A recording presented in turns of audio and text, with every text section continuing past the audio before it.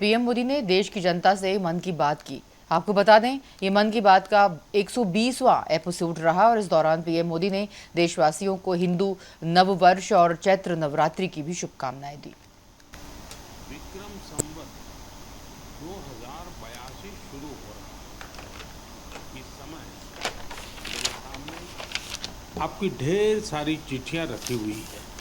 कोई बिहार से हैं, कोई बंगाल से, कोई तमिलनाडु से हैं, कोई गुजरात से हैं।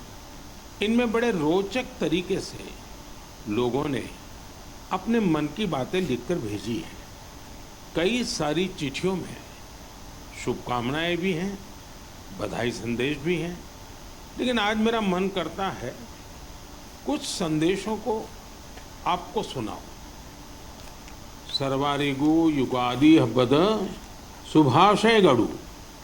अगला संदेश है अंदरिकी उगादि शुभाकांक्षलु। अब एक और चिट्ठी में लिखा है संवसार पाड़व्यार्ची परबी। अगले संदेश में लिखा गया है गुड़ी पाड़वा निमित्त हार्दिक शुभेच्छा। हमारे एक साथी ने लिखा है एल्लावरक्कुम विशु आशम शगल। एक और संदेश है इनिये पुथांडु नल्लवाल थुक्कल। साथियों, आप ये तो समझ गए होंगे कि अलग अलग भाषाओं में भेजे गए संदेश हैं, लेकिन क्या आप इसकी वजह जानते हैं? यही तो वो खास बात है जो आज मुझे आपसे साझा करनी है। हमारे देश के अलग अलग राज्यों में आज और अगले कुछ दिनों में नववर्ष शुरू हो रहे हैं और ये सभी संदेश नववर्ष और विभिन्न पर्वों की बधाइयों के हैं। इसलिए मुझे अलग अलग भाषाओं में लोगों ने शुभकामनाएं भेजी हैं। साथियों, आज कर्नाटका में, आंध्र प्रदेश, तेलंगाना में उगादि का पर्व बहुत धूमधाम से मनाया जा रहा है। आज ही महाराष्ट्र में गुड़ी पड़वा मनाया जा रहा है। विविधता भरे हमारे देश में अलग अलग राज्यों में अगले कुछ दिन में असम में रोंगाली बिहू, बंगाल में पोइला बोईशाख, कश्मीर में नवरेह का उत्सव मनाया जाएगा। इसी तरह 13 से 15 अप्रैल के बीच देश के अलग अलग हिस्सों में त्योहारों की जबरदस्त धूम दिखेगी।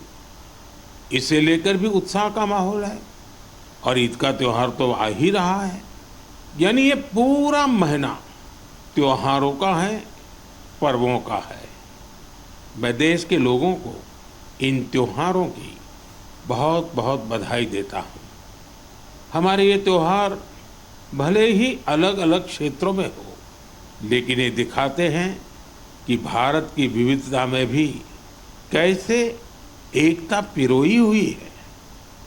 इस एकता की भावना को हमें निरंतर मजबूत करते चलना है। साथियों, जब परीक्षाएं आती हैं तो युवा साथियों के साथ मैं परीक्षा पे चर्चा करता हूँ। अब परीक्षाएं हो चुकी हैं।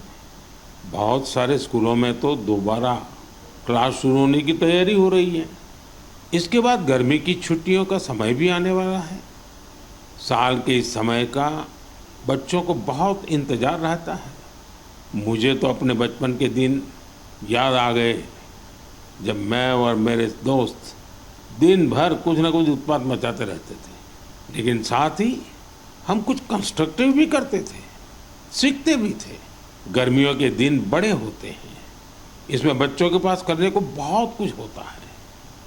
ये समय किसी नई हॉबी को अपनाने के साथ ही अपने हुनर को और तराशने का भी है। आज बच्चों के लिए ऐसे प्लेटफॉर्म की कमी नहीं है जहां वे काफ़ी कुछ सीख सकते हैं। जैसे कोई संस्था टेक्नोलॉजी कैंप चला रही हो तो बच्चे वहां ऐप बनाने के साथ ही ओपन सोर्स सॉफ्टवेयर के बारे में जान सकते हैं। अगर कहीं पर्यावरण की बात हो, थिएटर की बात हो, या लीडरशिप की बात हो, ऐसे विविध विविध विषय के कोर्स होते रहते हैं, तो उससे भी जुड़ सकते हैं। ऐसे कई स्कूल हैं जो स्पीच या तो ड्रामा सिखाते हैं, ये बच्चों को बहुत काम आते हैं।